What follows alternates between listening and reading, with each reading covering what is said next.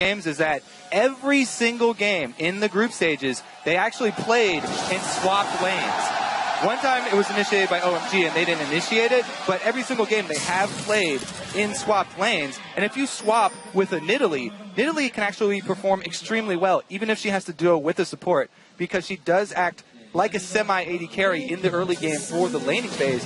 Very strong swap laning phase for them here.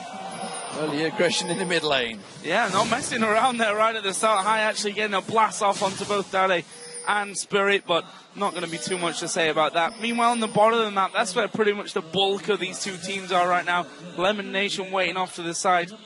Already a ward down, though, in that curved bush on Samsung Blue's side of the map to spot if Cloud9 do decide to come in. They have started, though, with an early sweeper there for Meteor, so they might be able to get that one away, and there it is.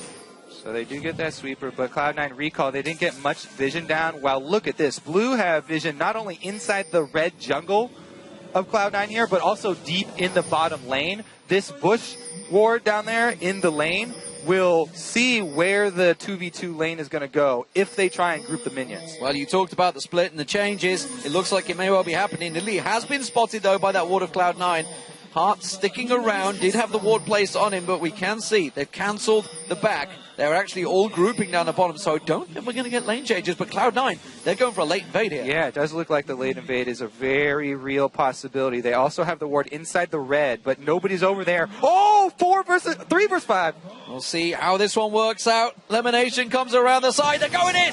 Oh, Hart going to get bound up here. Can they finish him, though? They will. His first blood going over to Hai. The man that we were looking at in that featured matchup, the man that his manager said is going to have to do well for Cloud9 to come out on top, gets first blood for the North American side. And they're going to get the successful red invade off of that. Plus, no swapped lanes here. Yeah, the one spectator is a little ahead. We got it fixed up, though, all lined up here. Balls does have to use his teleport, so that's the one thing here. Oh, no, Acorn had to use his teleport as well, so Cloud9 completely winning this early game. Very, very strong push from them, even though they had less wards down. Spirit, though, not going to go unanswered. He comes around, he will take himself the red buff, so it's going to be 2 buffs for both junglers. Starting out well, of course, that kill, that's the important thing. Going too high. We'll see when he goes back how he spends that gold, but getting a start early on, it's exactly what Jack talked about in that interview. Build high up.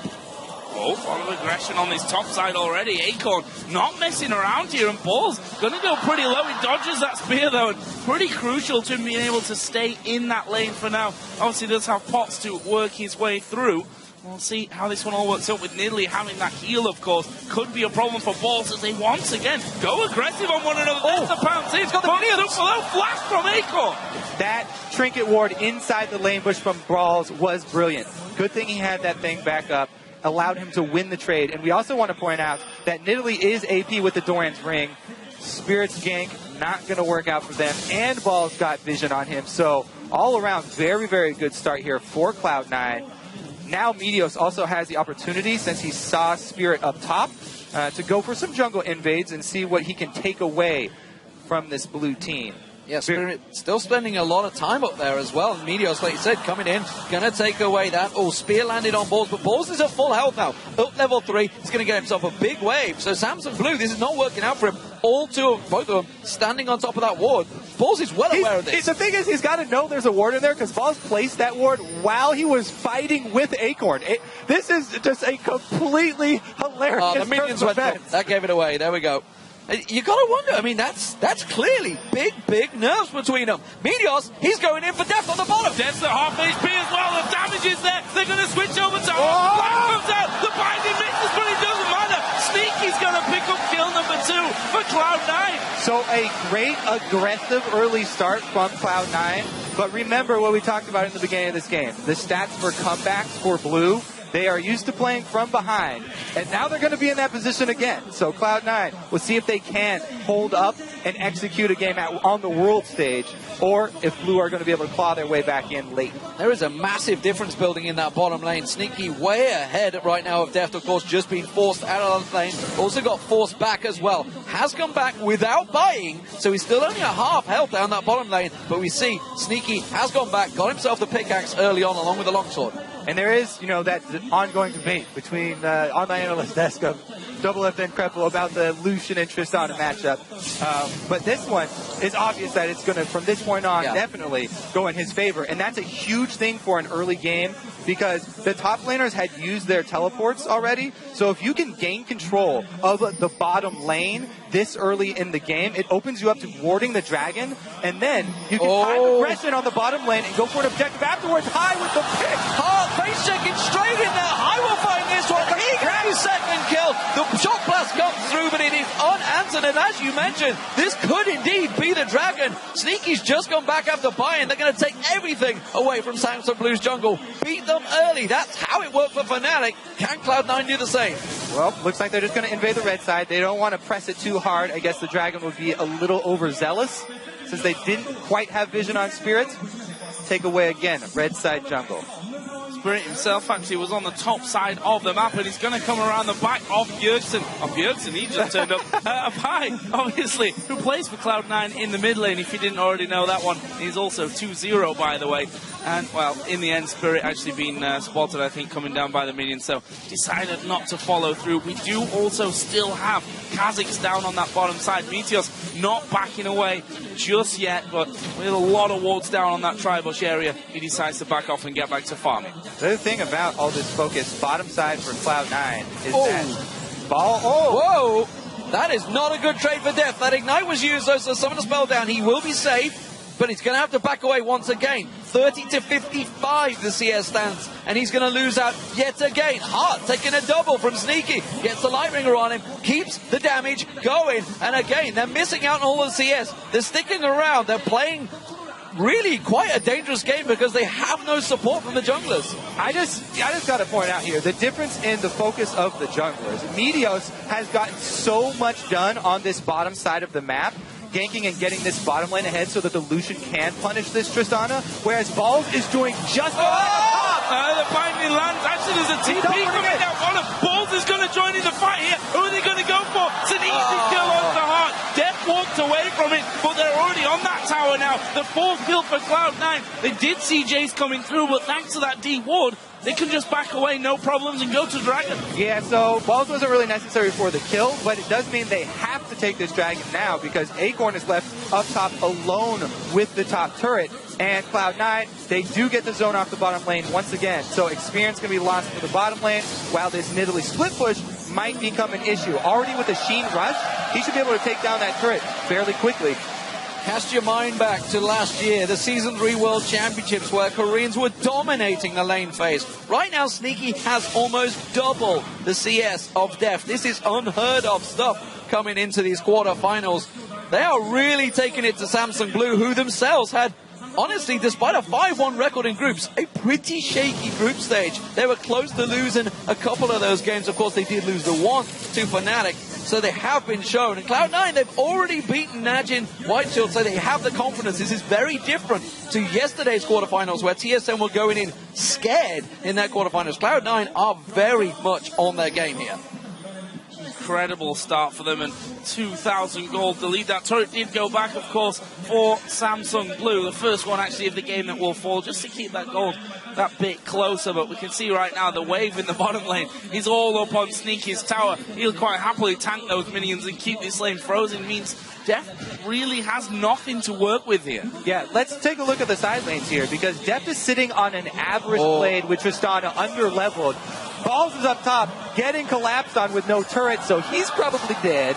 Yeah, this is a problem for him. He has flash available, but I don't think he's going to use it. Tries to get himself sped up with that ultimate, but the hook didn't quite land. We're going to see who gets it. It will be Acorn. He knew it was happening, but he's bought his team time in the mid lane. Nothing to come of it, though. So Blue are going to have to use this Nidalee to buy themselves more time for this Tristana to become relevant at all in this game. They need to use Acorn and the power that he's gotten, the 2-level advantage over Rise, to pressure Cloud9 and pull them across the map.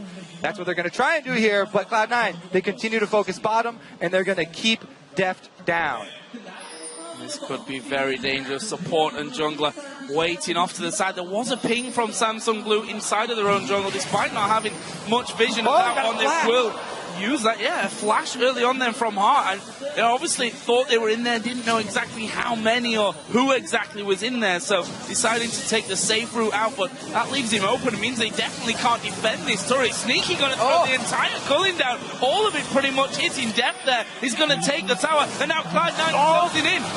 Oh, High's going to get caught out. He's going to try and turn the damage around. The hook on High. High in trouble. He goes down. He gets himself a kill at the end. Another reactionary kill comes out. Sneaky's the one that picks it up, and it's Cloud9 that are backing up in a 3v3 situation. Acorn chases, but it's still a 2-for-1 to Cloud9. What a ridiculous ward and a hook right there. We're going to have to take another look at that replay because he caught High right after the flash. That was spectacular for Blue. But again, that was only one kill to get back for the team and another trade here. Meanwhile, Balls is getting farm up top, so he is evening up that CS. Wherever Blue move, Cloud9 are still taking something here. And I just want to point out, we talked so much about Def did 50% of his team's damage. All right. We'll forget that point and come back to it because there's another replay. So they already had this ward down. Oh, my goodness. He flashed into that hook, it looked like. Woo, right on point, though, so they were able to trade, and that was the mid laner down. But again, they drew the teleport out also after the kill was already there. So Acorn left up that top lane. Balls has caught almost back up in CS now, which is really important for this rise to get past the mana building phase. Yeah, he's got that catalyst and tier on there, so he's starting to build up. And the fact that they are leading early on is only going to help him out here because it takes the pressure off Balls, and he's happily to sit and farm in. He's going to go back down the bottom lane. You can see Acorn. He's going to be a problem on Nidalee, no doubt about it. We saw, of course, the usage that Balls himself used on Nidalee in the group stage where they almost got that tiebreaker game to work for them. High, though, got to be careful. Hart, swing it, catch it again. Hook coming in, there's three of them there. I fear for High. He's going to go down. No problems for Samsung Blue to pull that one out, and they instantly start moving here. Is it going to just be about vision for now? They know that Balls is down on that bottom side. They've got vision of Sneaky on the top side. I think they've spotted Lemon Nation as well. This is at least going to be a turret for Cloud9 on that top side. Balls, there's the hook. No, he goes wide. So now he's got to know he's in trouble. He's running out of there. He should be okay, but that will give a trade in turrets. Cloud9 had taken control of the top side with Sneaky, with their strongest player on the team. But bottom side, Blue, oh, they don't go for it. They just go for the steal away. Deft is hurting right now. You can see he's trying to take away the walls, trying to get in towards the Wraith. He can't even get there because Cloud9 are cutting him off. He will get himself a big wave this time around, so that's going to gain him a chunk of gold, but he is way behind right now on Sneaky, who himself, with that Brutalizer already in there, Infinity Edge, not far off, is going to be very strong. We're only 40 seconds away from Dragon. I think Samsung Blue have to give it up. Yeah, they would have a really hard time contesting it.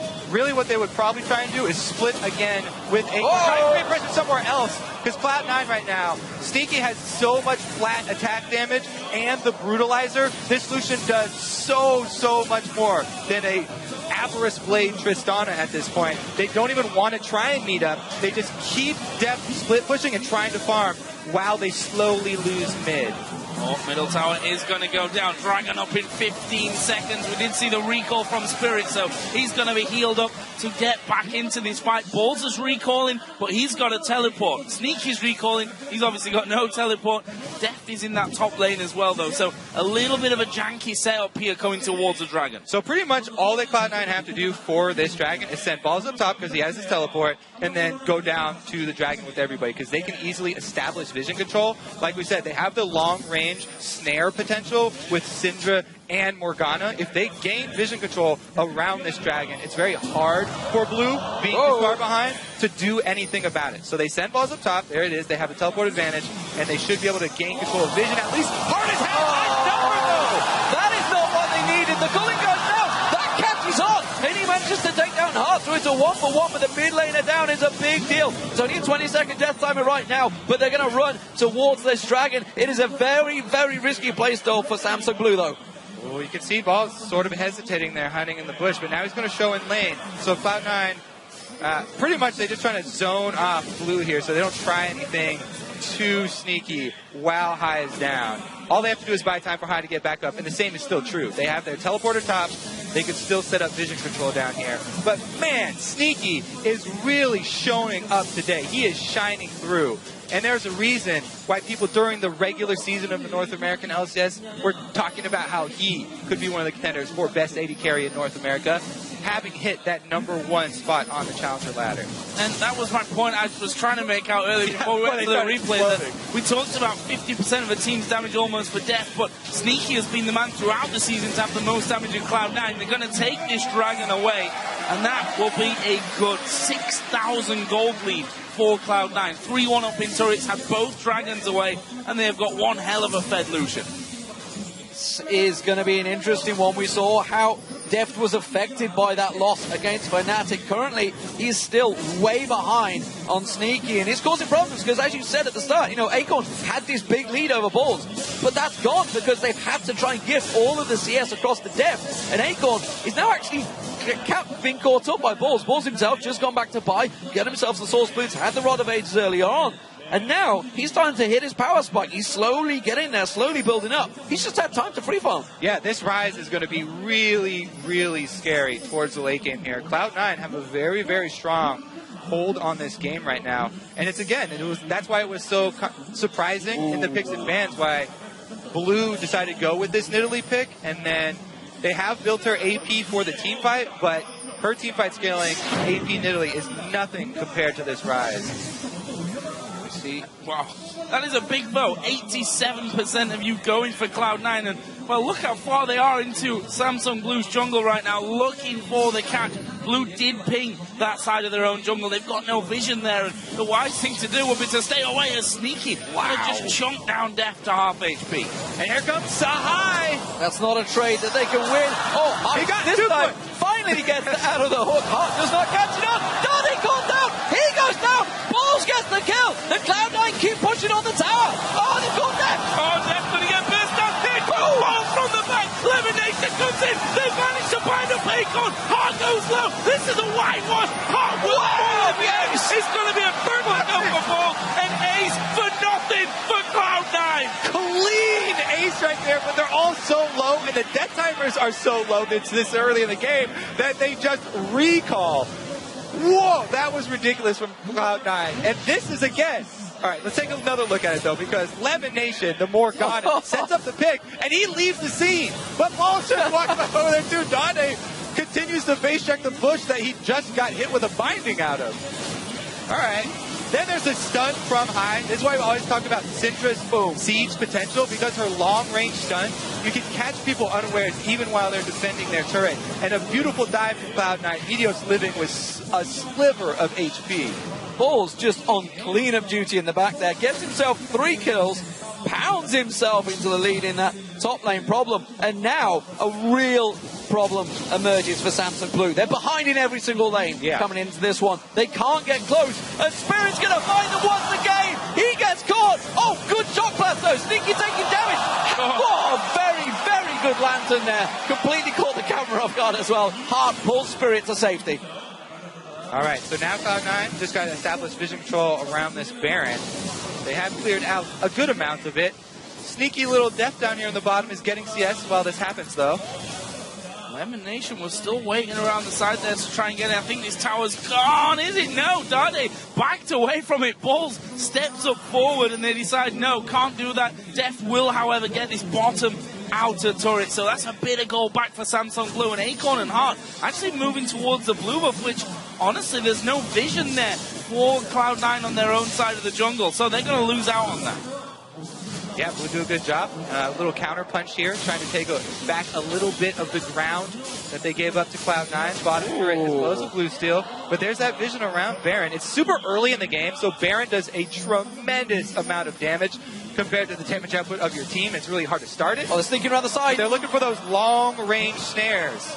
Here comes trouble. High's going to go in. Can he land the stun? Flashed out of by Dade. Spear also lands on balls, and Samsung Blue run and skitter away. But Spirit's been separated. They're going to give chase. Oh, Meteos, Hunter ulti is going to catch on. The voice box catches. They got him. They're going to get the slow. He's going to have to go across towards Baron. Oh, the dupe. Beautiful dupe, but he can't get away from Sneaky. But Samsung Blue, they still get that mid turret down. Now they're getting collapsed on in the mid lane too. Yeah, this could actually be bad for them. That's a good lantern away, Dade, to safety. But now Cloud9 say, okay, they're off to the side. Let's push down, try and get this inner turret, or certainly do a decent chunk of damage. They can always just peel off that, go towards the top lane, which is where the pings are now. Yeah, I want to pull you towards an old stereotype that we do have in this one is if you go for a poke comp, which Samsung Blue almost certainly are, if you fall behind, you really will struggle to come back in this one. Cloud9 have a massive advantage now. Yeah, no matter how good your record is in comebacks of games, if you're this far behind with the Jason Italy comp, it's going to be really, really difficult here. And in the words of Deficio, this game currently belongs to America right now.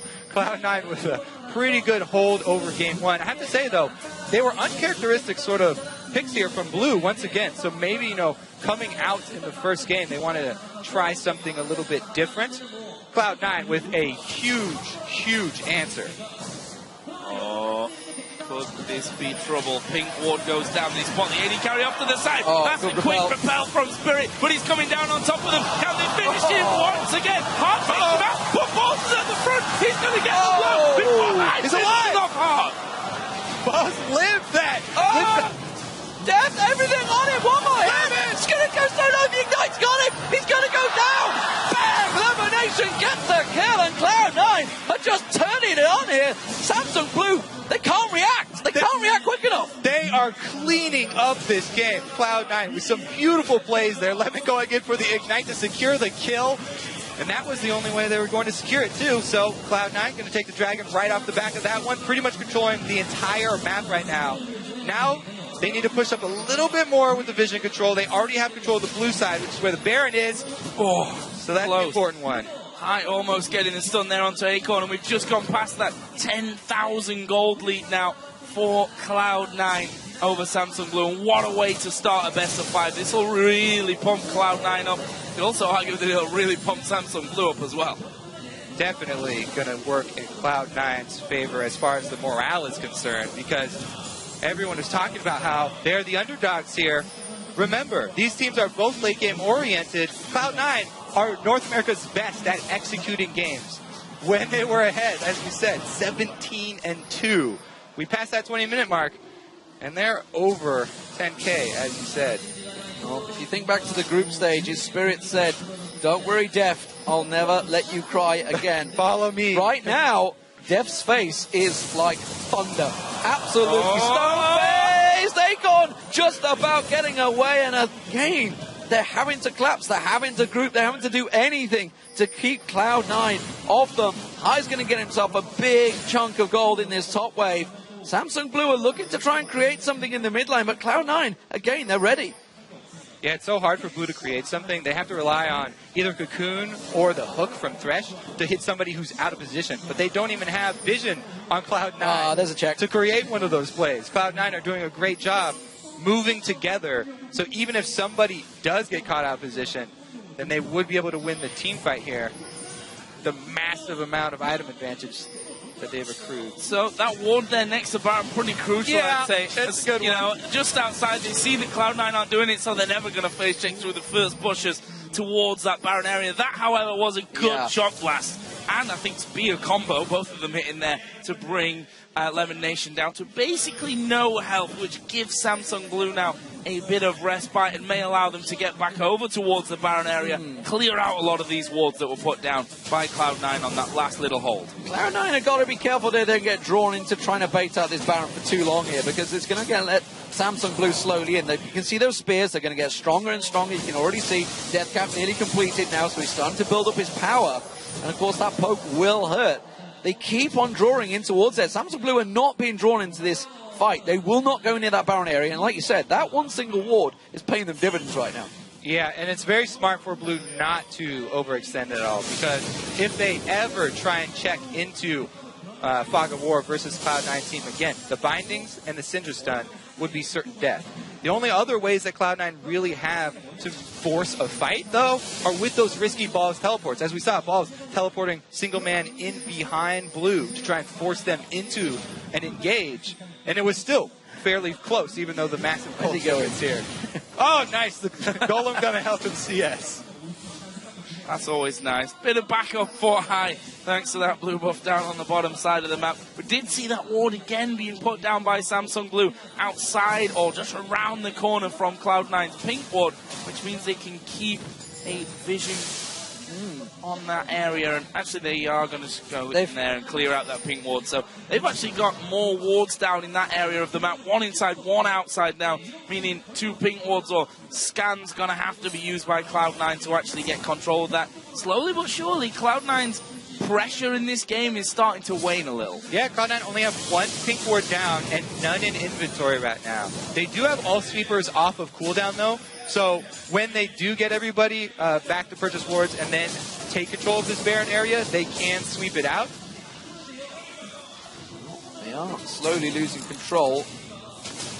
Every time they wait, every time they dance around, they keep getting caught out. High goes in, they catch on towards Spirit. Oh, Isn't it enough? One more shot from the Colin. Gets himself the kill. Has that opened up anything for Cloud9? Can they try and make this count with the top laner down? Amazing Collins time after time here from Sneaky. The almost max range final couple of bullets that come out of that, securing him his 7th kill of the game. 7th throw 3 now. They're going to start off the Baron. There are 2 wards that have got vision here though for Samsung Blue, so they know this one's happening. Can Lemon Nation keep them away from this Baron long enough? They pull away. Risky stuff here. Cloud9 are low on hit points. The Balls is still getting hit by the Baron. It is not done yet. They're really low. That shock blast doing work, and you can see Meteor's, Balls, Elimination all very low. TP comes in from Acorn. They may just risk it. They may go straight for Baron. They may force them away, try and catch some exit kills here. It is High that's keeping it around. He's separated. He's in trouble. Gets his the stun. Dodges out of the death sentence, but he's in all the trouble. In comes the team. Sneaky comes around. Gets himself another. He's going to keep on going. Death caught down. He goes down. Meteors gets away, leaps to safety, and Cloud9 another kill. Balls in the back there. He might just fall into Acorn. He's burning him there. It flashes away. Gets out of it, and it's a triple kill. Acorn's but it's going to be a quadra for Sneaky. He finishes off in style with the culling, and they're going to go straight to Baron. Sneaky is a ridiculous beast this game. He is completely carrying the weight here. And Cloud9, as we said, it was going to be kind of hard for them to force Baron. They can juggle it. They can still juggle the aggro. Dodge the green! Dodge the green! They live, they get away! And wow, a Baron ace and for 1 death. Even with Cloud9 being so far ahead, it was still going to be hard for them to force that issue. And what they do is sort of bait blue here in a very, very, very risky bait. Cloud9 relying on the Zanyas, though, for High. And Sneaky comes in for the cleanup. He does so much damage. Watch him rip through this team. Meteor's even able to hop away from the rappel so he doesn't get taken down. And again, there's that Balls teleport into the backline. His Catalyst upgrade as well, going to start healing him right at the very end. Woo. This was just stylish at the end, like, oh, I've got no vision in that rush. Well, guess what? I got the college. Get another one. And Cloud9, after taking Baron, going to go down, get themselves a dragon as well. And they are so far ahead now in this game. They've got to start pushing with this Baron buff on. You can see that Samsung Blue trying to set up something a little bit sneaky down on this bottom side of the map, but he doesn't have to go for it. High catches out Dade. Where's the ultimate? Not quite in range for it just yet. He's going to keep chasing down though. He's going to have this one surely. High a little bit slow, but he does finish off for another kill. 40 seconds spawn time here for Dade. This is at least an inventory. Slam dunk on Dade. Can they keep on pushing? That's the question. It's currently 6-4-8 for High, and Dade said, Cloud9, they've got nothing for us to worry about. Well, they damn well better be worried right now because Cloud9 are dominating them in game 1. Death Instance doesn't land. Cocoon doesn't land. Meteor pushes them back, and again, the tower is taking damage. The first inhibitor turret will go down, and it's Cloud9 that take it.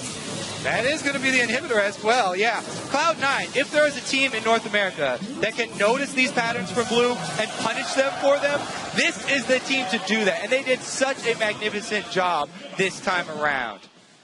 Wow. We said that Cloud9 had a chance in this one.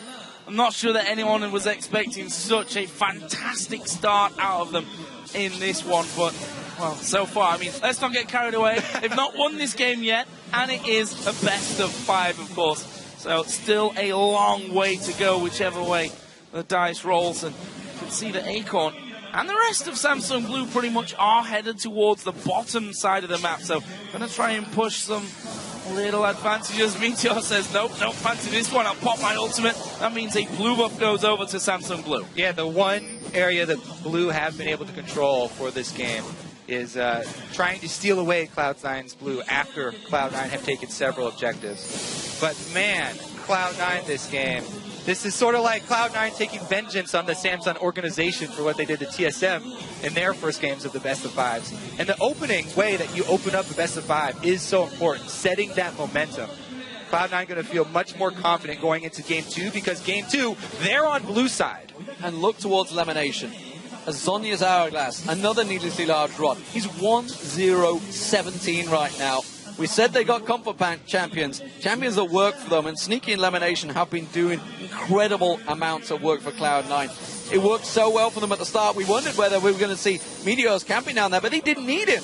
Pretty much made most of it work out for themselves. As you mentioned, it was a stronger lane that just worked for them, and really, they have made it count. Oh, but you can see those spears, they still hurt. Yeah, this is a poke squad. Their poke still definitely does hurt, and Cloud9 are lacking in the regeneration component of this composition. But they do have that Baron buff, so that will give them a decent amount and free them up to pull this siege because they also have pressure of super minions going down the mid lane here. Sneaky can take large chunks out of this turret if he gets an opening. Jeff being up top, they can take pot shots at the turret. Sneaky trying to draw. They're trying to see whether the crowd control gets pulled first. Jeff keeps on going up the top. They've caught high. Death sentence lands, but it doesn't get followed up on. They didn't pull the trigger on that one. Cloud9, still risky for them. Let's talk about that bright spot for Blue, for this Blue team. The first pick Thresh from Heart. His hooks onto high have been ridiculous this game. If there is a way for them to claw back in, it's going to be hook from Heart and a high priority target going down. But Cloud9 aren't going to give up an opening. Oh, there's something going for down. Sneaky will get that one. Second goes to Balls. This is going to be Inhibit's turret number 2. The Inhibit itself is going to fall. They've got super minions slowly but surely working down the mid lane as well. Cloud9 with a 30-second spawn time on the mid lane and support might think about ending Game 1 here. They're going to push on through. The Nexus is taken low. They're going to try and catch on towards Acorn. Tower hits, though, are still raining through. Minions come around the side. There's still 5 members alive. Those spears don't do a great deal to Balls. Here comes the minions. Super minions with them. They have enough to take down the Nexus turrets. And ladies and gentlemen, everyone in America, you may want to stay up late because it looks like Cloud9 are going to be taking Game 1. No, turret number 2 will fall. Spirit helpless. They can't stop them. They're putting the damage down on the Nexus. The rest of Samsung Blue spawn. They're going to try one last ditch effort. Down to see if there's going to be any sort of lane swaps here with Twitch. Now, Nami does have a strong laning phase, so even though Twitch is a bit weak, Nami can help him out with that. Both AD carries do head down bottom to try and claim control of these side lane bushes that have been so important in putting down those deep lane wards. Sneaky gets his down, and they see Zephyr. I'm really wondering if Najin Shield is going to 2v2 this Corki Janna lane. Corki Janna isn't the craziest in Fear, and Nami as a support is a strong laner, but as far as AD carries go, Twitch generally wants to lane swap. You also add to that, though, the Rumble versus Kale matchup. We've seen everyone swapping the Rumble to try and keep them out of the game. If Balls has allowed solo lane experience, maybe that quick level 6 could force some early dragon fights. Likewise, if Save doesn't get shut down, maybe a Kale could actually reach late game and become a massive force. So a quiet start, lots of wards going down in very similar positions across the entire map in all those areas that you'd exactly wait them to be put down into, including that bottom brush there where Lemon Nation put in that ward. Of course, we are going to be seeing Goon against High in this mid lane. Zed versus Ari. We talked about that matchup quite a few times already, that you've got to be on form from either side to win it. Yeah, last time we saw... Ooh, bottom lane might actually meet up here. The ward expired for Cloud9 because Sneaky put it down so quickly.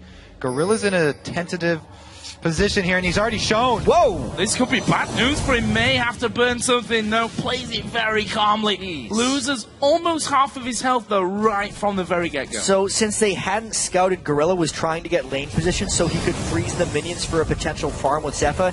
It ends up actually taking a fair bit of harass because there was no swap from Cloud9, something Najin White Shield was probably predicting that. Gorilla and Lemon Nation continue to battle it out, and Sneaky positioned quite far up here. Zephyr actually going to trade with him, and to be honest, Sneaky's the one that's come out with less HP after that. Lemon Nation, of course, continues to fight against Gorilla throughout those brushes. A very, very interesting start from both sides. I got to point out that the junglers started on opposite buffs here, opposite sides of the map. So since there's so much trading down here, Meteos would actually end up on this side of the map after his double buffs. But because Sneaky and Lemonation got the lane to push in their favor, that gank is not really a tenable position for them. I mean, they can't really go for that early tower dive, so it's probably going to be a rotation back up to the top side where Kale is shoving in. And it's probably just going to be a farm jungle for Meteos. That's typically how he ends up playing Kha'Zix. In the games where he's tried too hard to set up specific ganks, I remember a couple games where he spent far too much time top lane. He's fallen really far behind. He's all about efficiency, and it would make sense if he just continues to farm for now. Yeah, the thing about Kha'Zix versus Elise, if you go face checking with Kha'Zix, then you're going to be in trouble because Elise definitely has that advantage early. And walking into a cocoon means you are going to give up your double buffs early. So Meteos, he doesn't even take that small risk. What an early back by Sneaky and Lemon Nation. Yeah, leaving that lane straight away. It's going to give Sneaky that second Doran's Blade and more pots, which might become crucial. Obviously, Nami, we saw early on, was able to get those heals in, and Zephyr is at full HP despite those trades that they had going on. So a few pots just to help Sneaky out, and that second Doran's Blade to maybe give him a bit of an edge. So much trading going on down there in the bottom lane, yeah. I'm wondering if Zephyr and Gorilla are going to try and shove this hard and back as well to try and answer that combat effectiveness in lane. The double Dorans is definitely, I think, a call for a bit of extra sustain. Sneaky was taking a little bit of extra damage. Didn't want to invest all the way into Vamp Scepter, but instead will get the small amount of lifesteal from the Doran's Blade. Plus the lane was in a spot where he didn't lose too much CS. Really great native. Yeah, Gorilla gave it away there. I'm not quite sure if Lemon even saw Zephyr go into stealth, but they did stop the back, so there won't be the evening up of items here for Zephyr and Gorilla. But again, they're hard shoving, pushing this in, and they've even called Watch to protect them. Because their back got called, they made the audible to bring in the extra ward. And Zephyr and Gorilla have been playing this lane really well. A 2v2 Twitch lane, shoving in and being ahead on CS is quite an accomplishment early here. Watch makes it into the brush, whereas Kha'Zix decides not to gank. This is pretty dangerous. So they did place that pink ward, though. There is a cocoon landing onto Lemon Nation. He's going to be forced to flash away. It was good from Watch. His ward that he placed just moments before up by those raids actually saw Kha'Zix coming, and he snuck into the rush, ready in case there was a gank down there from Meteos. In the end, it was a face check from Lemon Nation that got him started, and there is the recall again for Lemon Nation. And I got to commend Watch for his pathing this time around. Last time we saw him versus Shield, very predictable pathing. This time around, coming down through that side of the river, sneaking into the bush, waiting just to get the flash there, and a successful and efficient use of his time. I will say, all the lanes for Najin White Shield are winning right now, which is really good for them against Cloud9. Cloud9's a team that typically, if we think back to when they were so dominant, Meteos would just be farming the jungle and they'd rely on their lanes to be win, but every single lane on their side is getting pushed back, which really doesn't create any playmaking potential for a team that already has very lacking initiation. See how Meteos decides to remedy that, actually picking himself up an extra ward. He's switching out to that sweeper lens so he can try and get some control. Currently soaking up a bit of experience in that mid lane, since we did see High recall him for the first time to come back into lane with a cutlass. It's actually a Seeker's arm guard that we see going for first of all, so he's going to be going up to that Zhonya's, whether he goes directly to that or just wants the Seeker's flag. And look at Meteos here, because he's so scared of getting counter ganked by an Elise, wards the very tip of that bush first, and it's only saves intuition that causes him to back off here. Balls gave that away with his... Oh, yeah. Zed also intuition left and the fact Zed was MIA. So Goong's going, hey man, there's probably some friends heading up to the top lane, and he had to back away. Sometimes overcommitting and sending 2 people to gank is just too many, and you overcommit, by giving away that there's no mid laner. It kind of ruins the jungler's gank when Meteos actually had a good position there. Well, back to this bottom lane, it is Sneaky that holds the lead. We did see Zephyr go back, though. Vap Scepter and a longsword for Zephyr in these early stages. So sustained with the heal from Gorilla as well. Certainly going to be helping out that bottom lane. And I won't say necessarily massively needed right now. It's not a huge margin, especially with this wave pushing into Zephyr's direction. Yeah, fairly even down bottom still. And Twitch did get to go back to now have the upper hand as far as items in the game go. But I do want to talk about a little bit more about this shield composition, because during their gauntlet run, their 5 ranged comp was my favorite of their choices that they made, just because of the way that they play teamfights so well. They spread out and they kite back for just long enough until you overextend and give them an opening, and they quickly turn it around on you. They have these options with the Nami Bubble and the Elise Cocoon. If anybody gets up too close, all members on their team being ranged can immediately switch targets and focus fire anybody that gets caught out. So Cloud9, they're going to have such a hard time nailing down any one of these shield members. And as we said, it's a very delicate comp, but Watch always builds full tank on his Elise. Doesn't even go for the AP item for Elise. And he's going to be basically a stun bot. It's going to be made even harder by the fact for Cloud9 that they don't have any real initiation. Look at that team. Not a single stun. They have a couple slows from everyone's kit, but that's about it. A few knockbacks. That's not that great for initiation from Janna. So yeah, that 5 range is going to be really hard for Cloud9 to initiate on. Basically, unless Najin Whiteshield gets baited into some fights around objectives, they get to control the battles. Well, Meteos has come down to this bottom lane. Watch is actually on his wolf camp right now. There are pings towards that tri-bush though, so I don't think that Najin Whiteshield's going to go too far on this. They have seemingly called down Watch for now, and they've got a lot of wards in that bottom side of the river as well. Yep, they are calling down some extra pressure to the bottom lane. Both teams do have their junglers in the area though, so it shouldn't be too dangerous. Really just fights over vision because they got the jump there. Oh, he just doesn't want to continue the fight over vision. Bubble comes in. Actually, the Cocoon was chained on top of it as well, but a little bit too deep there for Najin Whiteshield to commit to. All right, so they don't exactly decide to go for the engage here, but once again, trying to clear out all these ping wards. I'm waiting for this action to disperse on bottom lane, because I do want to talk about what Save just did on the top side of the map. We didn't get to see what Save was doing, but this is a top laner that focuses heavily... Oh, Zephyr actually may be caught out. He is going to get the heal from Gorilla, and the turnaround, and Great Bubble comes in. There's the tidal wave. Monsoon was used early. Watch tried to get in. The poison is ticking away, but the shield will make sure that he doesn't go down. Actually had just enough health anyway. Meteos is coming down to that party, but he's late to it. Oh! Time to turn around. A lot burned on both sides there in the bottom lane. That may spur on a Dragon attempt for Najin Shield right there. Plus that last charm hitting and a huge chunk out of Hive really frees up Shield to easily take this Dragon. They time aggression bottom lane and mid lane, and then immediately swap over to Dragon. Good objective control there. Hive's made his roam up top. We'll see if he can actually catch Save. Yeah, we'll see about the instincts of Save here, because he should know that High's on the way. He burns his flash very early on. He should have known that High was there, because Meteos went immediately to the mid lane after giving up the Dragon. Well, one thing he has opened up there is for Goon to get a lot of damage onto this middle turret. He's got another wave coming in there, and I'm not sure that Meteos alone can hold this one. One more auto attack or two will be able to finish that one off. That's the first turret of the game going to Najin Whiteshield directly after the Dragon, which just puts that 2,000 gold lead in their favor. Yeah, early game here going heavily in favor of Sword. Now, I want to circle back and talk about what Save had prepared on that top lane when so much action was going on bottom. This is a guy who had the highest number of wards cleared for his team, and he just went down and brought 2 wards for himself and placed them extremely deep in the blue side jungle. You can see the spots You're that talking about Watch, right? Or no, Save. I'm talking about Save. The top laner. Jungle. He went into the blue side jungle. These 2 deep wards that he placed, the camera was not on. He placed them for the white, which Kha'Zix goes to very often trying to clear with isolation damage, and this little path here coming from the wolves too. So he can see anything that's going on his side of the map. That's how he controls his lane so well and why he plays with so much confidence up there.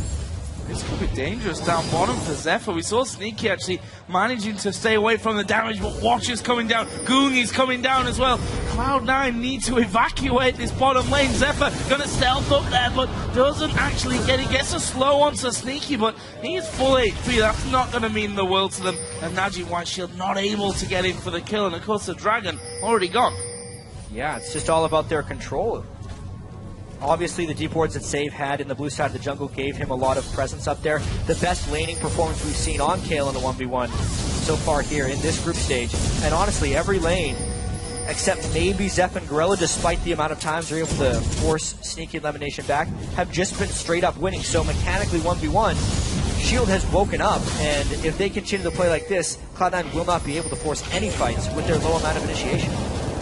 Comes a 1v1 again. Zephyr definitely on the losing end of that. Gotta run now, but Watch is going to come down. Lemon Nation face checking towards the brush. Is going to get a decent knockback there as he uses that Monsoon, but Sneaky's the one they're going to try and push. TP coming in from balls, but that will be a little too slow to get in on the action. Tidal Wave actually thrown back that way. There's the Cocoon into the bubble. Meteos comes around. Ignite is going to go down. Will he get the kill? Goon comes around. He gets first blood. Will use the Spirit Rush to try and get away. Flashes the voice spikes as well, and White Shield hits and run.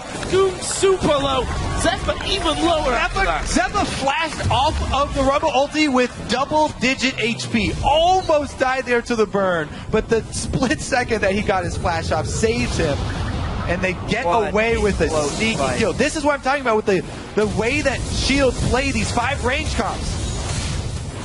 Is there a danger underneath the turret? Doesn't look like it. Hyatt come down, but nothing opens up there for Cloud9. Still leaves them behind there. Just a single kill on the board going to Gungan. I question whether it was just the Seeker's Arm Guard for the lane phase into something else, but he's gone fully into that Zhonya's here. Gets here at 14 minutes. It's all about being able to avoid Cloud9 focus, and specifically the death mark from high. But to just expand on Kobe's point right there, when Zephyr got away with the sliver of health, everyone on Najin Shields getting away so low, we're going to see a lot of that. A, because they're 5 range, they can keep their distance, but B, because Cloud9 has no lockdown to actually focus targets and keep them in the right place. So as soon as someone starts getting low, they're free to disengage and take and soak damage until the last second before escape. He was just spotted there. He also saw that High was on that top side of the map, and they've seen each other. And also saw Gorilla moving top side. In the end, though, those extra men in the top lane back away, and Save is able to hold on to his tower.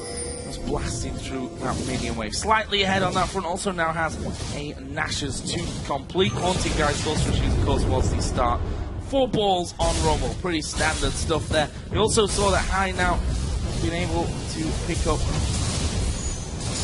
his Brutalizer and the Cutlass. So we'll see if that helps him out in that lane against Coop. It's just so dangerous to split push against this team. We've seen it so many times where bringing in a team with a Twitch, if you're split pushing 1 versus 1, you always have to be worried about that AD carry assassin. Right now, Zephyr is holding his own here versus the Corki. A lot of action down bottom. Every time Sneaky goes for these aggressive trades, he keeps getting baited in.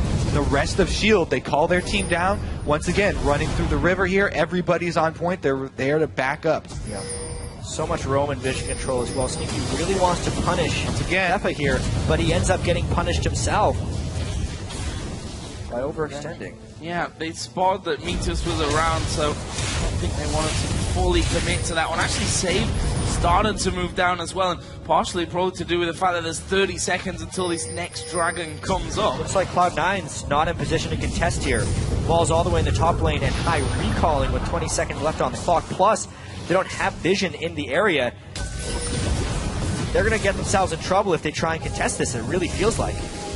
Watch come around the side there as well. That was dangerous for a Cocoon through the wall. In the end, though, it leaves White Shield in a position to do the dragon. They're on top of a ward, though, so Cloud9 have full vision of them trying to set up that trap. There's a scan coming in, and White Shield will realize what's happened. There is Zephyr. He's actually stealthed up there, so no full vision of him. The scan does come down. Dragon started by White Shield. Can they stop them this time around? I mean, it's getting so low. They're not really in position. If they try and fight, it's after the fact, and they don't necessarily have the ability to lock anyone down if they collapse. Dragon without anything to be said by Cloud9.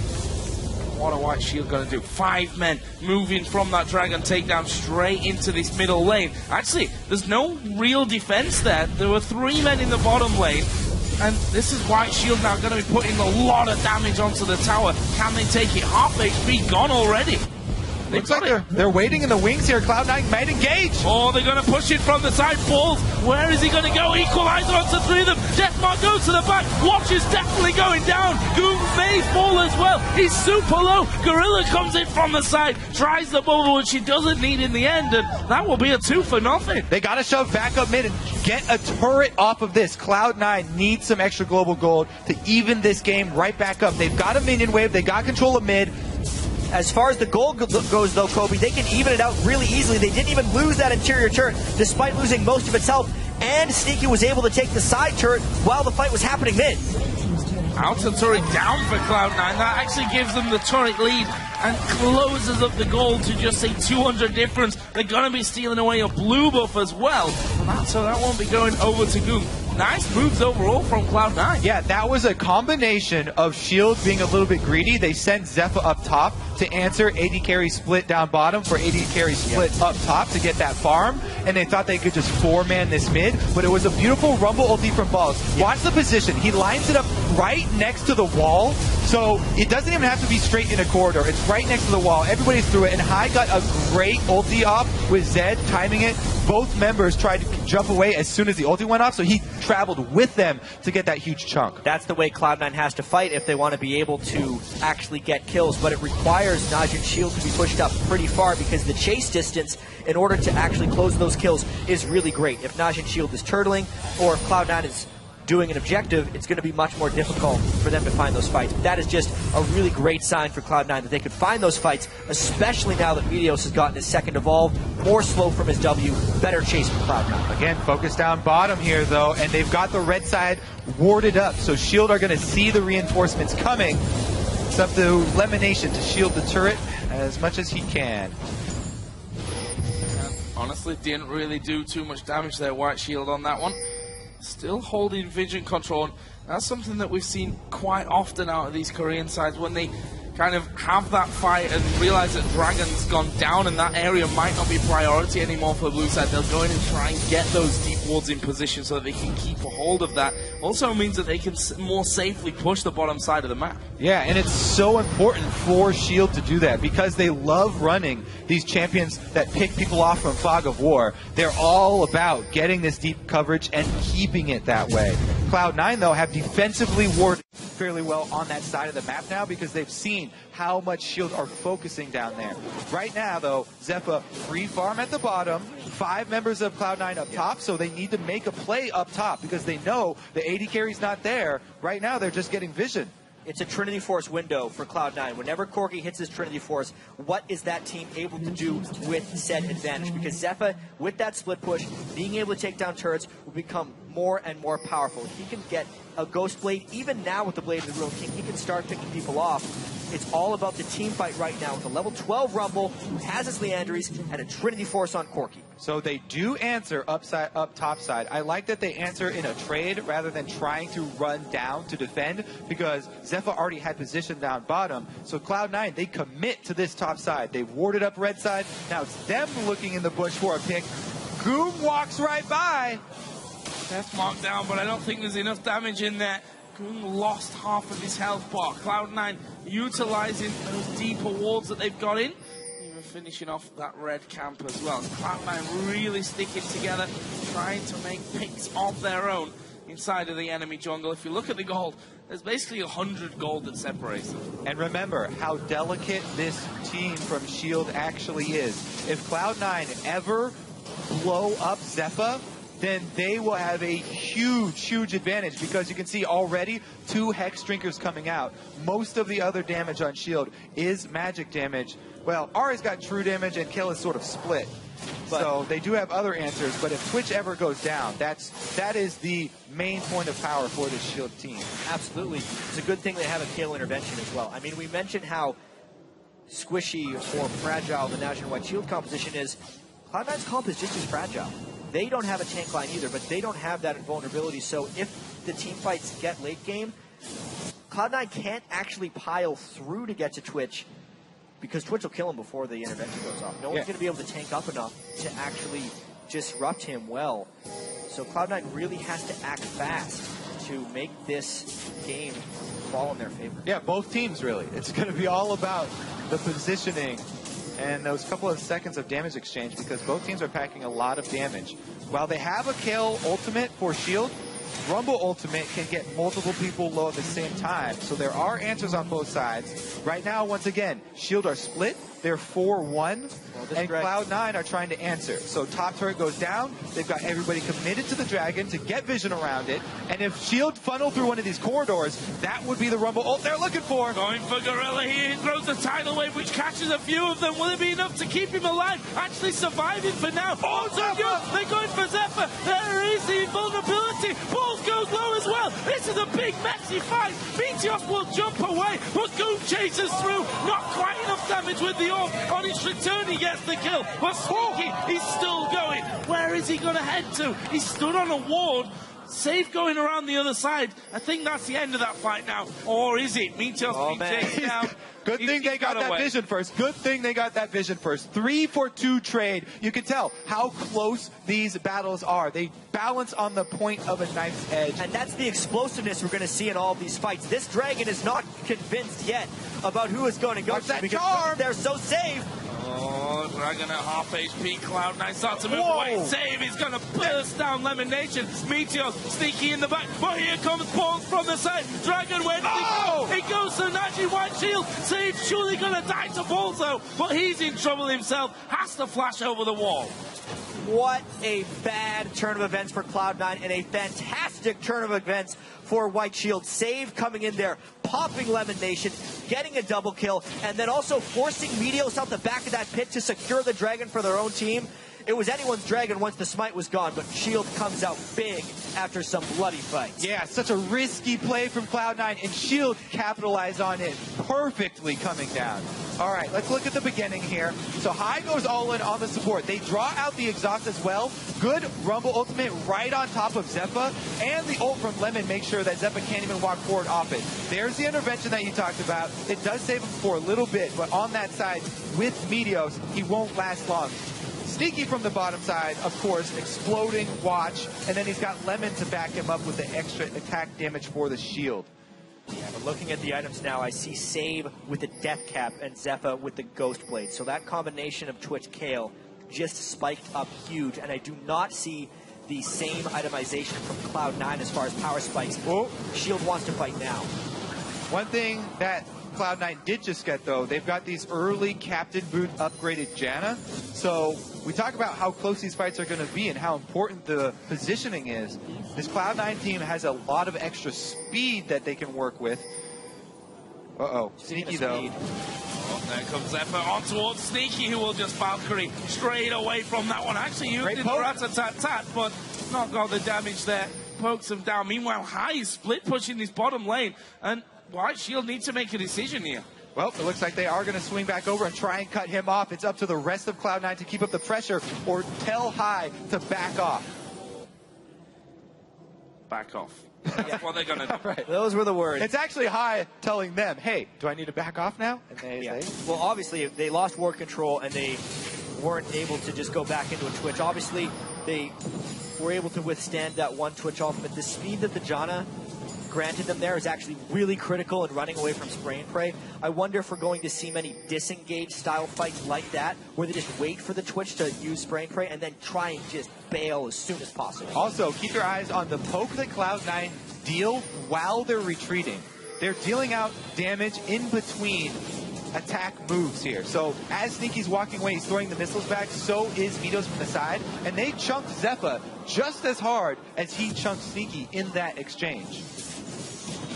Red buff nicely picked up for Cloud9. Have a look at the gold here. Just 3,000 separates them. I think just 3,000. It's a decent chunk at this point. 26 minutes in. Cloud9 actually looking at Baron here. There's no vision, funnily enough, on that area of the map for Najin White Shield, which means Cloud9 basically have free reign up towards that tri-bush. However, they've spotted High now going to that top lane. White Shield are moving in from the bottom side. Pink Ward in the Death Brush will spot them. They've got position on this mid lane here. Cloud9 look like they're going to commit to the split push, so they're going to leave High up there, but they can't get behind this turret in time. Well, it was way too low anyway, so that one goes down. It's going to be that inhibitor turret defense. They need to use a rumble ult probably to get him off this. This is really poor positioning for Cloud9. Najin White Shield gets almost the whole turret. Well, they all know almost about it. They're going to take it here. Zephyr will finish that one off, and that is the exchange that Cloud9 have taken. But will they keep going? High is pushing up there, and he's going to be chunking through that one. We see the recall coming in. Goon specifically will be the first one to get back, but High's already got this turret down to less than half, and you know what? I think he might have this one. Home Guard is going to come in. There is the full push. In comes the death mark up from High. He wants the tower. He gets the tower. Zonya's to get away from the damage. High will get off with his shadows. For now, unfortunately, the whole team's there. That's why Goon lets him walk away. He knows he's got teammates coming in to cut off High. Mission accomplished for High, though. He at least got that turret down. So in the end, it was an exchange of inhibitor turrets, but the extra kill going over to Shield, as well as control the map so they can set up more vision for those picks. The mid-game picks are going to be crucial here. Such an interesting game. White Shield, of course, already through to the quarterfinals. Win here means that they get that top seed, and I think from their point of view, avoid Samsung Blue in the next round is a this Twitch Kale. Mid-game pick, here it is. Zeph on the front line. Oh, there is a tidal wave going through Lemon Nation. Preemptive flash there, and I think that's got him away from danger. I think Goon puts down the DFG. Got one more charge. The charm goes wide, but they've got Sneaky. He will just walk out as well, and that means that they can actually turn around a little bit more damage there, Cloud9. Close, though, on a couple of fronts. The early flash from Lemon Nation saved him. Wow, yeah, exactly. Lemon Nation. I mean, while this Janna is providing speed map. It's just the fact that Cloud9 can't retaliate when Shield does that, so they get enough damage done on them. And now, how do you actually run away from this? Well, that's the problem that they're having, isn't it? As the charm comes in as well. He lands on board. Meteor's still running. Can they actually finish off? No. He will Valkyrie out of there. And Meteor split pushing again. Stars. High is split pushing. He's going for the inhib. Is there a recall? Yes, but it's Nami. That's a squishy fish. You can't kill off a Zed with that thing. Well, he could delay a Zed, though, so it would be tricky for High to stay around. He does decide to play it safe because they lost all vision. Once again, the vision from Shield, they're so diligent about their mid-game vision, especially with these pick comps, that it just removes so many options from Cloud9. And what it's showing us as well, team fight after team fight, is that Cloud9 just has to duck and run as soon as they see the Twitch. If they decide to turn, it's the Kale ult. So they really have to take a punch from Najin White Shield and then try and land a counter, which so far they take so much heat from the first punch, they're not ready for the counter, and Shield uses it to get dragons, they use it to get turrets. High split push is kind of the only chance they have, but even at that point, Save is getting to a point where he might just be able to kill High. Yeah, that first punch is a doozy of an uppercut. I speak for all of Europe when I say I don't really know what that means, but that's the only move I knew in Mortal Kombat. It's the easiest one to pull off. Just keep spamming it. Like a punch right under the chin. It definitely hurts, Save. I mean, Haymaker, is that better for you? Yeah, there we go. All right. Now I'm on the same page. Different punches, but all powerful. Yeah, they all hurt. Needlessly large rod on top of that death cap for the Nashes too. Cloud9 here actually grouping up inside of the mid lane. Just going to try and push that one back and looking for some damage over the side onto Watchu. Continued that build that he goes with Elise into, you know, the tanky type of build. Also got the haunted guys in there though as well, just to make sure that he is doing a little bit more extra damage. So we've seen Shield start almost every fight. If Cloud9 could somehow get High in a flank, ulting onto Kale to force Kale and ult on herself, then they could jump onto Zephyr's Twitch. I feel like that's the only situation in a team fight where Cloud9 can come out ahead. They are dead set on the split push strategy, however. Right, still going. White Shield around the halfway point of the map. Will they pull a recall? Will Zephyr go stealth and go into the front? Gets hit with the bomb. A little bit unlucky for him there. Sneaky's got those heat-seeking missiles, actually, courtesy of their sponsor, Air Force Reserve. All right, so they do head up. Once again, though, mid-wards here from Shield. They can keep track of the four-man group. So it's really hard here for High to work with this split push because constantly Shield are coming through their red side jungle and clearing it all out. I mean, we're really seeing why Twitch is such a high-value pick the entire regular season in Korea. It shuts down split push well, and it also creates an amazing... Oh, High's going for it. He's got the minion wave there. It's just a Nami. That would really open him up to getting cut off. Can the rest of the team get vision? Yeah. That's what he's working with. High is just trying to read where the rest of Shield is, and every time Shield pushes back, they can't safely get vision, and they can't actually keep close to Shield either. They gotta have double threats here, so they're threatening for the Baron at the same time that High is threatening that inhibitor. Teleport here, High's gonna get this inhibitor, but he might die for it. Watch is there on the Baron as well, trying to stop them They're from pulling doing that, and they've actually pulled them away from Baron, but they do get the inhibitor. There is a death mark going on to Gorilla. I can't see him escaping this one. He doesn't. The splat comes down. Where's High gonna go now? He's kind of trapped inside of the base. DFG will be put his way. Goon is surely going to finish him off, but look at the damage back. High does a lot, but not enough. Inhibitor, but that's their main mid laner. That's their only mid laner down, and he's the highest level on the team. That gives 50 seconds here for Shield with a little bit of a power play. Those super minions up top, though, are going to be crucial for Cloud9. They need multiple points of threat for their team to work out. That's why they threatened the inhibitor. At the same time, they timed it with the Baron threat, pulling Shield in two different directions. And I think it's very unlikely that Shield tries to force a Baron during the downtime of High, only because we think about their 5 range composition and how, yes, they want to get fights with Zephyr, but the one thing they don't want is to be backed up into a corner where they can never disengage or choose their fight. Baron would do that. They would be a victim to the Rumble Ult and the Corki missiles, and it's just not a smart idea for them. Those just nerves of steel from High, the main shot caller on this team, the one voice you hear if you get a listen in on their communications in game.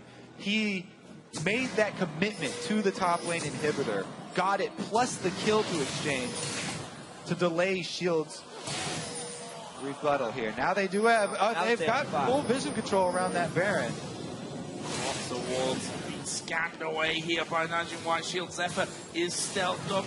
Not going to have an opportunity to get onto anyone though. And Cloud9 have done a decent job of that in recent minutes, keeping themselves grouped up. I think that Cloud9 should invest in Sneaky switching over to a scrying orb because this Shield team is all about picks. They're not necessarily going to start the Baron. As you said, it's always going to be a dangerous prospect for them to start that Baron, so they'll be hesitant. But if they just get vision control over Baron, then they open up for picks. He's got a good spot here. Going on towards balls, and the tidal wave is not by the monsoon. Actually gets the ultimate out of KO. Meanwhile, they're going on towards Zephyr. Can he finish him? No! Zephyr lives and manages to get the kill on his way out. Lemon Nation at half HP. Is maybe going to try and lock down Watch here with Sneaky. Can they actually get in onto him though? Sneaky still going down. Is the jump off to the range, and Watch will be able to walk away. 3 for 2 there in favor of Najin White Shield, but look at them health What a close fight that was, and we see Shield getting away with low health. That's going to happen. These fights are ridiculous. So that should give Cloud9 the Dragon because they've got that inhibitor still down during this whole fight. But man, I want to go over High's use of his shadows in that last fight. It was ridiculous. Yeah. They got the intervention on the Zephyr. Okay, so let's watch. Yeah, zoom in on High because this is insane. They get the intervention onto Twitch here after he gets picked. High uses his first shadow, ultimate over to Gorilla. He can ult back to that shadow as soon as intervention is down, and he tries to pop Zephyr with Meteos here. It was so beautiful, but they couldn't get him. The flash away plus heal, and Zephyr survived with a sliver. That was the turning point. Even with everything High did in the shadows, the amazing thing is, White Shield won that fight. That's how hard it is for Cloud9 to team fight against this Twitch kill combo. The amount of outplay required to have a chance at killing Zephyr is extreme. Talked about the precision needed for this team comp, for both of these teams to come This is one of the most exciting games that we've had. One of the most well-played team fights. Speedos gets caught. He's invisible though, and he gets away from it. The charm going in. DFG was used as well just after that. We also see now that Zonya's full save complete, so harder and harder each time for Hyde to pick a target that he can get through, especially if you combine that with the intervention. What is the plan then now for Cloud9? They could start with getting some vision back over by Baron. They have to. That is the name of the game right now. And you can see they're focusing on it heavily around this Baron. When they shove up mid and they get a little window of opportunity, try and clear that out, because that is what Shield are working with. Once again, they're looking for those picks. Every pink ward counts here for Cloud9. If they ever see Zephyr going aggressive and he walks by a pink ward in a bush and it's not known to him, that could be the turning point for Cloud9. That's why you leave extra pink wards in your flanks on the off chance that if they ever catch that guy out of position. And at this point, look at how good Goong has been doing as far as farm as well. Like, it's been Zephyr who's been the main threat that everyone on Cloud9 is paying attention to.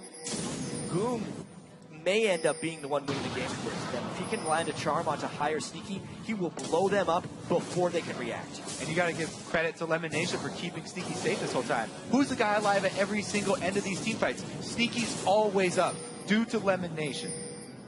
Such an intense game here. Safe has just showed himself down the bottom side, but does have teleport, so can get himself involved if need be. While Cloud9 continue to try and get some vision back, this time on Najin White Shield side. Shield themselves actually repositioning a couple of men to push back on this middle wave. So for now, it's a tug of war on those minions until someone finds the right position. It'll have to be the perfect position. Zephyr actually going in, went towards Sneaky. In the end, was blasted back by Lemon Nation, though. They disengaged, but the Rat-a-tat-tat was not used by Zephyr, so they still had everything available here for Shield. Cloud9 have to be very careful. High waiting in this bush, as he should be. Very, very wary of the collapse from Shield. Ward after ward put down in the back of the pit. There is Goon clearing out the wave that High had shoved forward as I actually decided to go home. End up before coming back in. Elimination continues. That war with Gorilla inside of the Baron pit. All about getting each other's vision in and out of that one. He needs to be careful how far forward he goes there, though. Save jumps on him. That's a lot of burst potential from that KO. Making a strong move on mid here. They've got position with the minions. Charm barely missing, just an inch, and Shield take over, reclaim this small area of the river. Yeah, and Cloud9's been spending 15 minutes finding creative ways to avoid Shield. It's a wonder they've lasted this long, it feels like, because the potential of this team is just so great. High is not in a split push position here. They still can't get control of the Baron pit, and Shield is just biding their time. 41 minutes in. It's crazy how quickly this game has gotten late. Yeah, and the only reason that Cloud9 were able to even do that is because High got that inhibitor down, because they had that pressure top. So that kept Shield from committing, and it drew their team apart. Yeah, Alliance, look at them watching. Just hoping that Najin White Shield can pull off this game. Remember, if that happens, it would create a tie for second between Cloud9 and Alliance and force a tiebreaker game there. However, if Cloud9 wins, they tie for first in the group and will play another game against White Shield. So a battle for first or second going on at the same time. I have to say, Shield have done such a good job of slowly regaining control. He gets revealed, the missiles hit, so they've slowly regained control. They fought until their inhibitor respawned, and then they warded up that top side with a crazy amount of wards to make sure that if High ever goes for that split push again, it'll be really dangerous, and he won't get in for that inhibitor. Now they've regained vision control around Baron, once again looking for the pick. Cloud9 shoving mid, though they know that Shield are not going to start off that Baron. This is where games they're going to get collapsed on. This is it. This is it. Turret is going to go low. Zephyr trying to get around the side. He gets us low to balls, but they decide to just back off into the side there on the jungle. Actually, the bottom tower went down. It's a massive minion wave down there. There's two cannon minions just... Gonna run it up mid here. Cloud9 are out of position. Oh, actually, they got Meteos behind them. High is also behind them here as well. What is the plan? They need to deal with that big minion wave that's already taken a turret on the bottom of the map. The charm from Goon goes wide. And it stays tense here in the middle. Both side lanes are pushing with massive minion waves. Shield are gaining small advantages as time goes on here, and they keep Cloud9 in the middle of the map.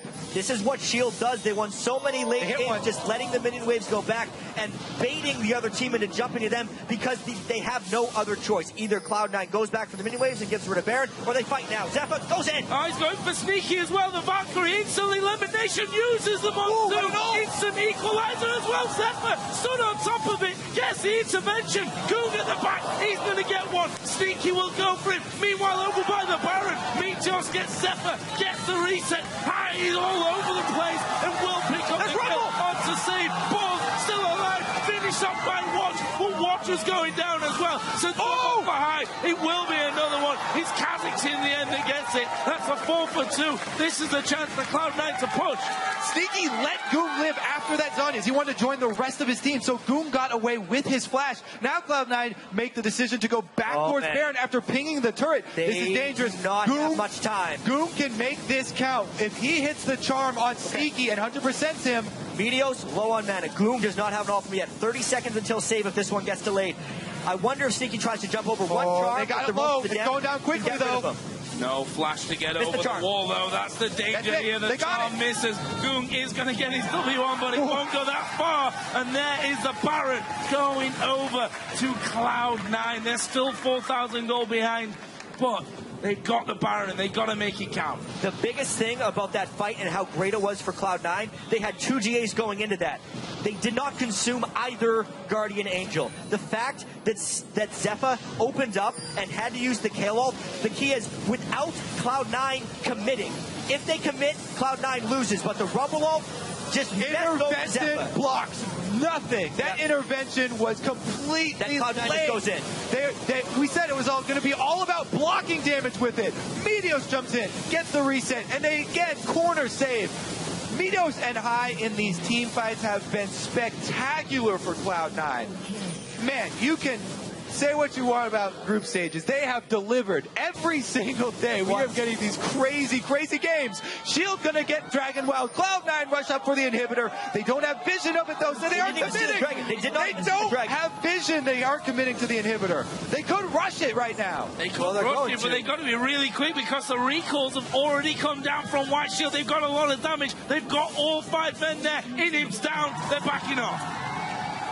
Still a topsy-turvy game. White Shield has held this gold lead pretty much the entire time, but however many times they try and open up with Twitch, Cloud9 has been able to disengage. Probably the highest pressure set of disengages I have seen in so long. Every game is absolutely delivering here. Cloud9, if they win this, once again, forces a tie for first place in the group with White Shield and also clinches their spot in the quarterfinals. If they lose this, they still don't clinch a thing. Now they're up at the turret again. Every single player in this game